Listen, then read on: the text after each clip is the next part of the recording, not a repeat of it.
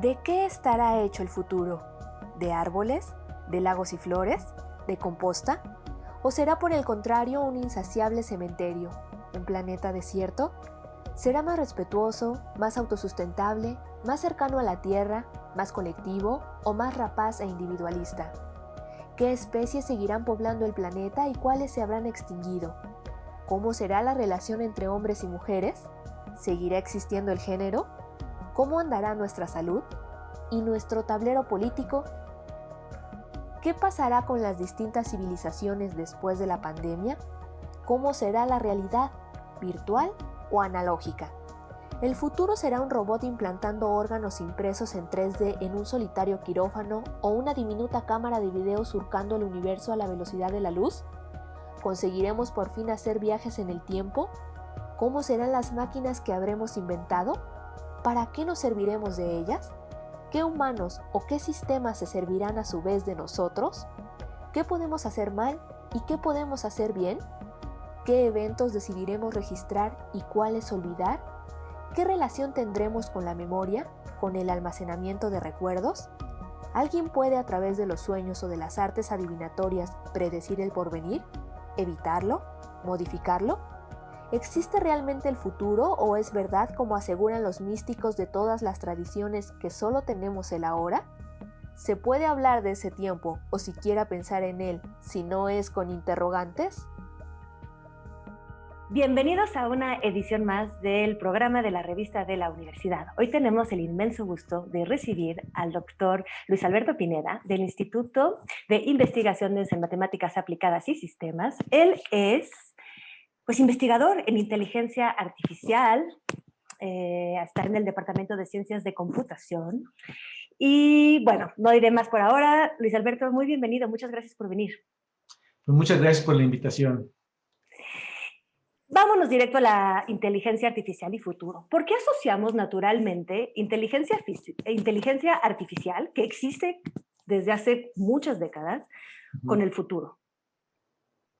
Bueno, pues yo creo que esa es una aspiración humana, entender a la inteligencia, y yo creo que es uno de los grandes temas que siempre asociamos a los tiempos. Y en cada época hay algunas metáforas culturales, científicas, tecnológicas, y en general esas metáforas siempre se asocian con el futuro, y la inteligencia pues ha sido una presencia pues muy antigua, ¿no? Dentro de las diferentes tradiciones del pensamiento humano.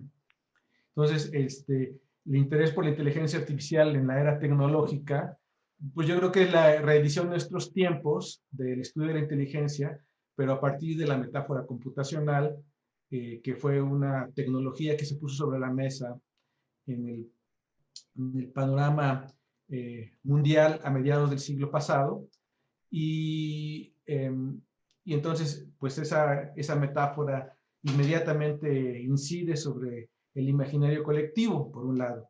Y por otro lado, los creadores de la tecnología computacional y la inteligencia artificial, en particular Alan Turing, fueron muy articulados en esta relación.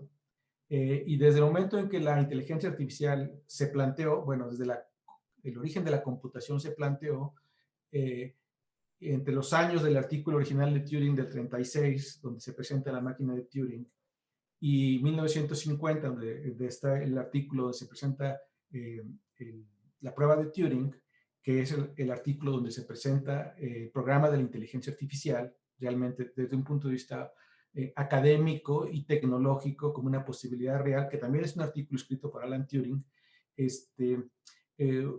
pues ya estaba presente esa inquietud de que las computadoras pudieran ser inteligentes, y de hecho es el tema del artículo original, y atrajo mucha atención en los círculos científicos y tecnológicos de más avanzada, y tuvo un gran impacto, y pues lo sigue teniendo en estos tiempos, definitivamente. Pero sería como la idea de que no hemos alcanzado la inteligencia artificial. ¿O es que no hemos alcanzado, o sea, está todavía la idea de que está en desarrollo? Porque tengo la impresión de que ciertas cosas que prometía el futuro con la inteligencia artificial ya son de uso común y ya las hemos como medio desclasificado y seguimos como proyectando una inteligencia artificial, quizás precisamente con el planteamiento de Turing, lo que le llaman la prueba, ¿no? El hecho de que uno pueda dialogar con una máquina o enfrentarse a una máquina y no poder distinguir si uno tiene los ojos vendados, si está platicando con una racionalidad humana o con una máquina. Entonces, Bueno, ¿es el hecho de que todavía no llegamos a tener la verdadera inteligencia artificial? este, la inteligencia artificial siempre, dentro de la inteligencia artificial y fuera de la inteligencia artificial, siempre se han hecho grandes promesas respecto a las posibilidades tecnológicas. Y la historia ha sido muy contundente en que el objeto que llamamos inteligencia es mucho más grande de las expectativas que hemos logrado realizar. Y yo creo que en la época que tenemos actual es igual. Un estudio más profundo de la inteligencia desde los diferentes aspectos, pues lo que tenemos ahorita por inteligencia artificial realmente con respecto al ideal y a la tecnología, pues es algo todavía muy modesto y muy limitado y las grandes preguntas siguen abiertas. Y la llamada, y el hecho de que ha habido tecnologías que se han desarrollado dentro de la inteligencia artificial y que después han pasado a ser parte de la tecnología de computacional cotidiana es también una historia muy antigua, se desarrollan tecnologías que son muy impresionantes en su época y se asocian a la inteligencia, pasan al uso común y ya son parte de la tecnología que está ahí, invisible, y los mismos los que la practican no saben que originalmente fue una tecnología de inteligencia artificial, pero ahí está presente, y es lo mismo que está ahora. ¿Cómo qué? Ahora, Por ejemplo, doctor, ¿tiene ejemplos de esta inteligencia artificial que usamos sin... bueno, por ejemplo, la programación orientada a objetos. Originalmente, me parece a mí, la raíz histórica de esa forma de programación se remonta a los marcos de Minsky, que fue una forma de representar el conocimiento en los 60s, ¿okay? Para hacer programas de inteligencia artificial de carácter procedural, que de alguna manera tenía esta noción de objetos, herencia, objetos estructurados, interpretación procedural, y eran sistemas de representación del conocimiento. Y después de esto pasó a ser, digamos, pues una tecnología estándar de programación, ¿sí? Entonces, ese es por un lado, ¿no? Mucho del trabajo en lenguajes de programación, en sistemas de representación, tiene raíz en la inteligencia artificial. Entonces, ¿a todas estas qué es exactamente inteligencia artificial? Eso de exactamente es como medio complicado. Ok. Pero cuando nosotros programamos una computadora, siempre representamos el conocimiento de alguna forma, porque creamos un modelo en un proceso computacional de algo que nosotros como seres humanos sabemos y que es útil. ¿Ok?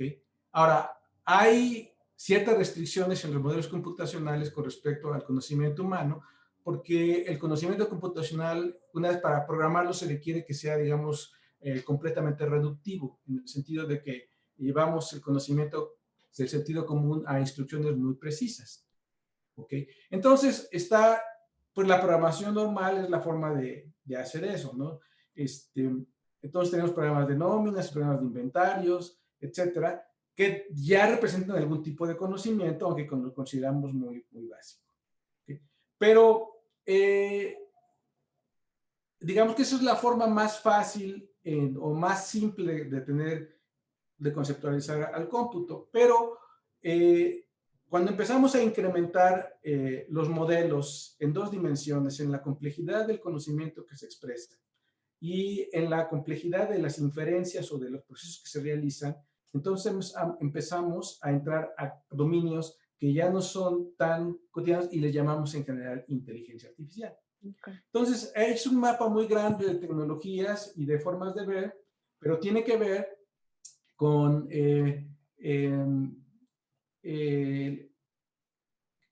qué tan complejos son los modelos, cuáles son sus causas, cuánto pesan las causas, etc. Oiga, ¿y qué tan acertadas en cuanto a inteligencia artificial han sido las ficciones de anticipación? Libros, películas. ¿Podría citar algunos que hayan quizás acertado hacia dónde nos dirigíamos?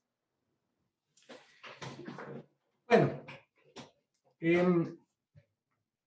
yo creo que la presentación oficial de la inteligencia artificial en el imaginario colectivo mundial fue la película 2001 Odisea en el espacio. Esa película, Kubrick pues tenía varias cosas en mente. Una tenía que ver con el encontrar vida extraterrestre, pero en esa película hay esta presentación también de la evolución, pero también hay una presentación del desarrollo del símbolo. Está esta escena de los changos que agarran el hueso y lo convierten en una herramienta, ¿no? Y después se transforma en la nave espacial, que significa que el símbolo, que es la herramienta, que es la tecnología, va de ese origen a esta nave espacial que está completamente automatizada. Esa escena fabulosa que seguramente recuerdas, ¿no? Y en esa película se presenta a HAL 9000, la computadora de la nave espacial, que es una computadora que aprende, que es una computadora que habla en lenguaje natural, que juega ajedrez con el astronauta, que lee los labios en esa escena, ¿te acuerdas? Que está espiando a los astronautas, y que de alguna manera es consciente en cierto sentido y tiene su propia responsabilidad respecto a la misión. Entonces, todos esos elementos, por ejemplo, esa es la presentación. Y ahí, pues, se anteceden los temas principales del aprendizaje, los temas del lenguaje, los temas de razonamiento, de planeación, y la relación de la máquina con... Pero estamos de acuerdo que además permea uno de las también una de las emociones y de la emoción del miedo también, ¿no? Uno de los grandes temores Sí. de la humanidad ante lo que puede crear o ante la inteligencia artificial. Lo plantea Kubrick y lo han planteado muchos, pero ¿es realmente, tenemos que temer con la inteligencia artificial? Bueno, ¿Puede haber una rebelión de las máquinas, digamos? No va a haber una rebelión de las máquinas. A mí me parece que ese es un pronóstico que tiene que ver más bien con una visión externa de estos escenarios distópicos, porque yo no creo que la tecnología computacional vaya a evolucionar en esta dirección. De hecho, yo pienso que lo que hay ahorita, el movimiento que hay actualmente de inteligencia artificial, que está presentando una promesa del futuro, yo en particular pienso que no va a ser así.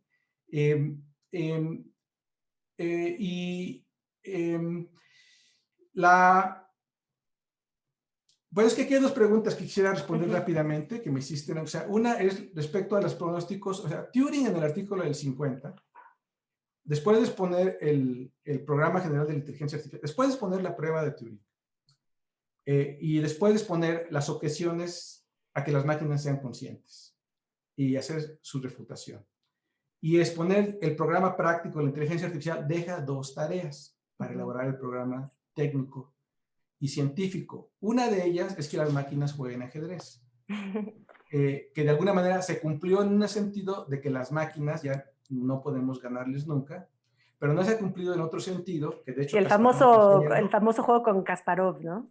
Bueno, ahí Kasparov perdió y se enojó y criticó, y después se dio cuenta que ya no iba a ganar, pero entonces Kasparov lo reformuló y dijo, bueno, ya no se trata de que la máquina nos gane, sino que la máquina juegue como los seres humanos. Y entonces ahí el reto está todavía abierto, porque entramos a otra dimensión problemática increíblemente grande y fascinante. Luis, Em, antes de que pases a la segunda parte, tenemos que poner un corte ahorita. Llegamos a la sí, mitad del programa y continuamos con el segundo desarrollo que nos vas a plantear. ¿Sale? sí, ok. Muchas gracias. Volvemos en un momento más a platicar de inteligencia artificial y también de robots. Ok.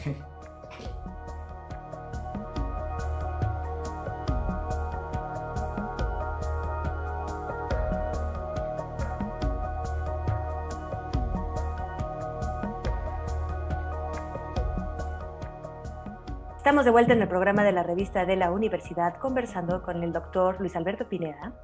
Estábamos, doctor, recordando las predicciones de Turing del principio del mitades del siglo pasado, mitades del siglo XX. Nos mencionabas una de las primeras predicciones que ya se cumplió, que una de las primeras tareas, más bien, que ya se cumplió, que es jugar ajedrez. Tareas para las máquinas, por supuesto, para la robótica, para la inteligencia artificial. Y nos decías la segunda. La segunda fue que las máquinas hablaran, que aprendieran el lenguaje natural. Y esta predicción es muy importante porque, de hecho, las palabras finales del artículo de 1950 justamente son: hay que enseñarle a las máquinas el lenguaje para que puedan aprender a través del lenguaje. O sea, el aprendizaje, estamos con esta idea de que la inteligencia, esta idea un poco de la filosofía, bueno, retomada por Wittgenstein, pero muy anterior también, de que inteligencia es lenguaje y que se Bueno, puede aprender solo a través del lenguaje. Los juegos del lenguaje de Wittgenstein tienen un lugar importante en la inteligencia artificial. Y, y sí, de hecho, se relacionan también con los marcos de Minsky que platicábamos anteriormente, porque hay esta idea de que estamos en el juego del lenguaje, estamos en este juego, en esta conversación que tiene este flujo, que está siendo creativo en este momento, y estamos en ese continuo de desarrollar el lenguaje, ¿no? Ahora, lo de Wittgenstein es muy complicado Bueno, sí. porque sí. Podríamos retomar Aristóteles, si no. La idea de que pensar, o sea, que las máquinas inteligentes lo hacen a través del lenguaje. Sí, sí. De hecho, bueno, Turing lo plantea un poco práctico. De hecho, en el artículo originalmente, la razón por la cual Turing hace la prueba de inteligencia con el juego de Turing, que él lo llamó prueba de Turing, por supuesto, eso fue después. Él le llamó el juego de imitación. Y justamente él empieza con esta premisa: ¿pueden las máquinas pensar? Y la pregunta es muy compleja, porque ¿qué es que máquina y qué es pensar? Ambas son muy complejas. Pero dije, para evitar esta carga filosófica de la palabra pensar, mejor vamos a poner una prueba operativa. Y si yo platico con alguien en lenguaje natural, acerca de un tema abierto, pues tengo que considerar que esa persona está pensando porque está hablando. Y entonces la prueba de Turing, esa es la justificación, que si yo creo una máquina con la que puedo platicar, es que esa máquina en algún sentido piensa, ¿ok? Y además es consciente, ¿sí? Y justamente la prueba de Turing consiste en que la máquina quiere engañarnos, haciéndonos pensar que piensa y es consciente, y si nos engaña, gana la prueba, ¿ok?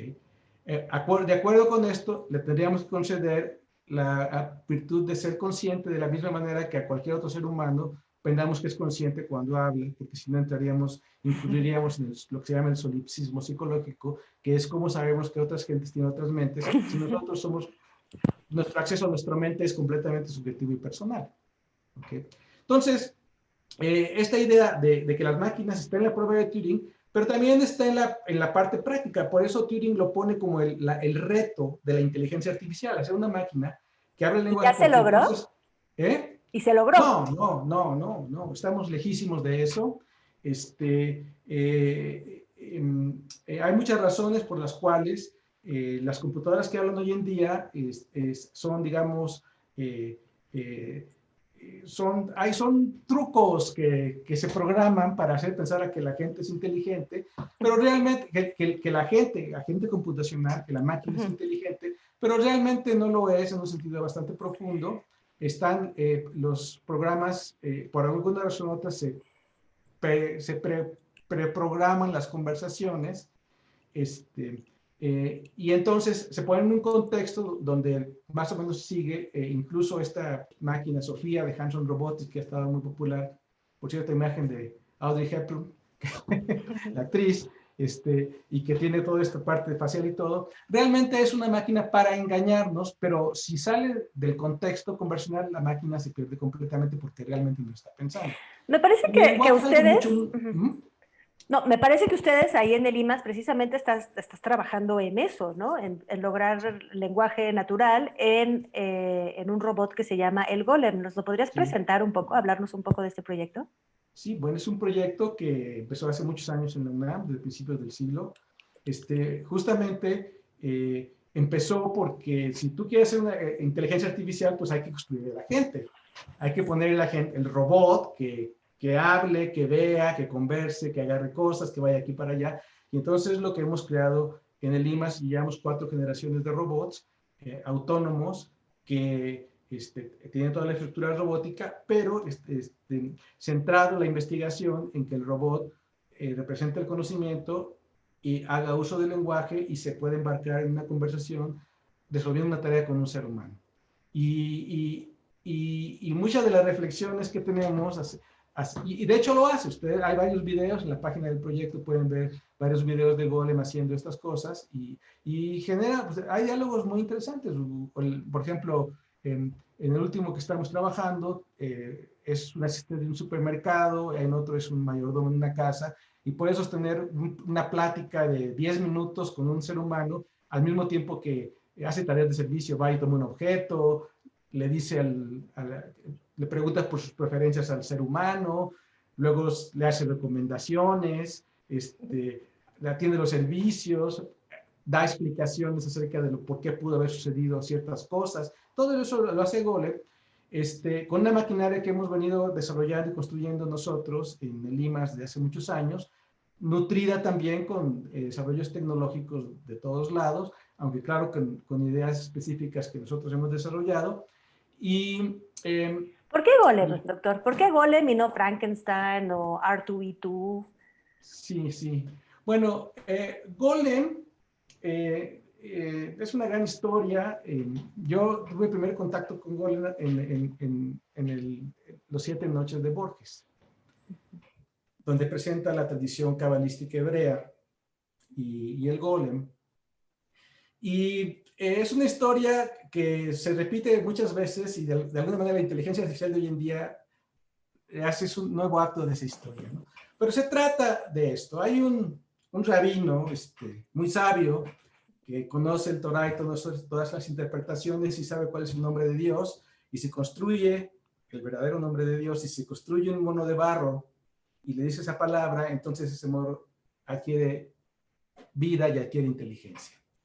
Y entonces es como la historia de Adán y Eva, nada más que la historia de Adán y Eva es Dios quien crea al hombre y a la mujer, y al ser humano, y en el caso de Golem es el hombre que crea al ser humano, ¿no? Oye, pero todas esas...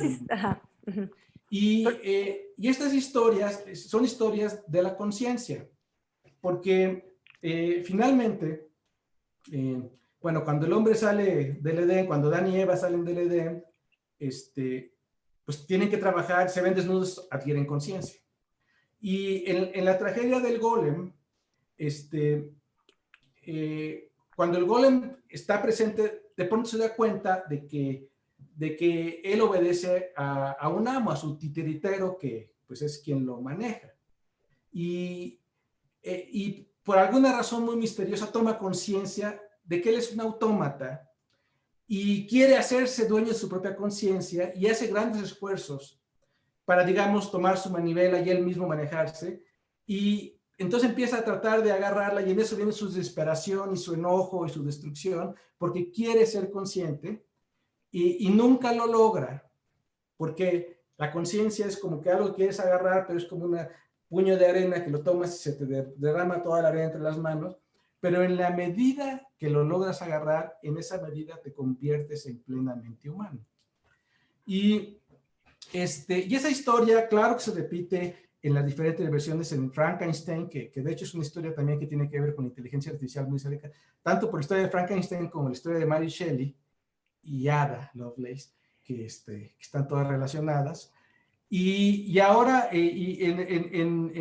recurro al artículo de Turing porque, de hecho, una vez que en este artículo se presenta la prueba de Turing y la posibilidad de que las máquinas sean conscientes, el punto es, bueno, ¿y sí puede ser consciente la máquina?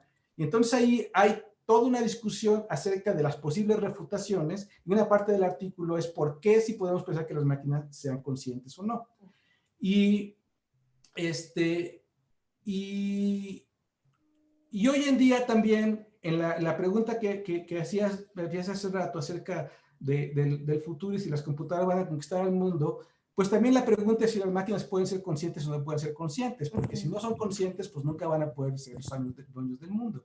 Y yo creo que hay muchas razones para pensar que realmente no pueden ser conscientes, porque la tecnología computacional no puede generar la conciencia, porque es como cualquier otra máquina. Pero la aspiración a crear esta conciencia, independientemente de la tecnología en sí, nos remonta a reflejarnos en este objeto que nosotros creamos, que puede ser consciente porque realmente en el fondo quien está buscando a su propia conciencia somos nosotros mismos. De acuerdo. ¿Y Entonces, usted tiene esa tentación? ¿Le gustaría lograr el mito del golem? ¿Personalmente tiene la tentación de crear una conciencia, un ser suprainteligente? bueno, Estamos cerrando, ¿eh? Sí, no, yo creo que el reto de la computación y la inteligencia artificial es más que crear estas máquinas que por muchas razones yo pienso que la inteligencia práctica va a ir por vías muy diferentes a esto de crear el humanoide que es inteligente y el robot, el Terminator, eso yo creo que no va a ir por ahí. Pero lo que sí donde nos pone es que la computación es la primera metáfora tecnológica y científica en la historia de la humanidad donde hay un proceso que simula los procesos de la mente. Procesos de la mente. Y es un vehículo para investigar a la mente en esta metáfora. Yo creo que tiene limitaciones, por supuesto, en varias dimensiones, pero por otro lado, yo creo que es muy rico y digamos que lo puedo poner así en términos de como Kasparov dijo que ya que no le podíamos ganar a las computadoras ajedrez porque las computadoras hacen cálculos más rápidos que nosotros, que sí lo hacen, y lo que hacen las computadoras bien es que hacen cálculos mucho más rápido que nosotros, que son como los aviones del cálculo. Por otro lado, está el otro reto de que las máquinas jugaran como nosotros, porque eso, cuando uno juega ajedrez como un ser humano, o sea, hay una componente de la percepción, una componente de la memoria y un componente del pensamiento analítico que se vierten en la forma de pensar y es una forma de inteligencia que nosotros no logramos conocer. Y creo que es una cosa muy bonita porque nos daría un conocimiento mucho más amplio de lo que es realmente la inteligencia natural, que es algo, la inteligencia artificial quiere aproximar a la inteligencia natural. Pero terminamos. Sí. Lo siento, doctor, podríamos quedarnos escuchando eso, pero creo que es una conclusión muy, muy bonita. Por eso me quiero quedar con ella y despedir el programa así. Muchas gracias, doctor. Pues muchas gracias a ustedes por la invitación. Y muchas gracias, bueno, a todos ustedes y nos vemos la próxima semana para seguir hablando de asuntos del futuro.